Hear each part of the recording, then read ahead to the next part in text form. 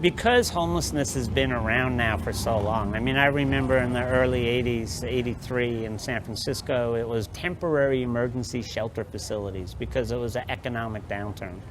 One of the issues in a more contemporary framework, say the last 15 years, is the massive gentrification that has taken place south of Market Street, throughout the city, but in Skid Row, in Old Town in Portland, in downtown Seattle. I mean, there is a flight back into the downtown corridors. And that's where the business improvement districts are making their big buck. And they are basically changing our downtown neighborhoods into business improvement districts and removing the presence of poor and homeless people because we're not considered good or conducive to a healthy shopping environment.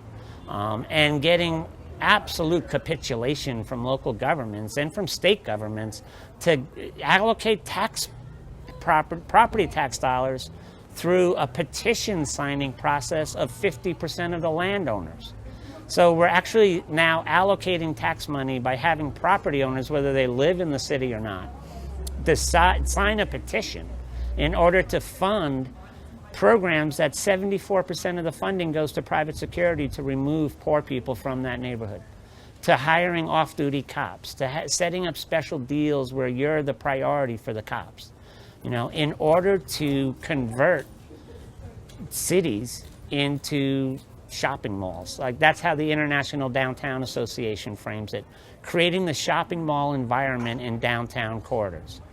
And so all of the grandkids or whatever of the white flight in the 60s decided, I don't want to live in the freaking suburbs. And they're moving into the cities. And that's apparently in the United States, the only way to gentrify a community and improve the living conditions in the community is to remove the poor people that were living there and replace them with wealthier, whiter people. That seems to be the way this process is playing. Not seems to be, that is the way this process is playing out. And so in New York, in Seattle, in LA, in San Francisco, in Portland, and on and on and on, the process of gentrification is taking place.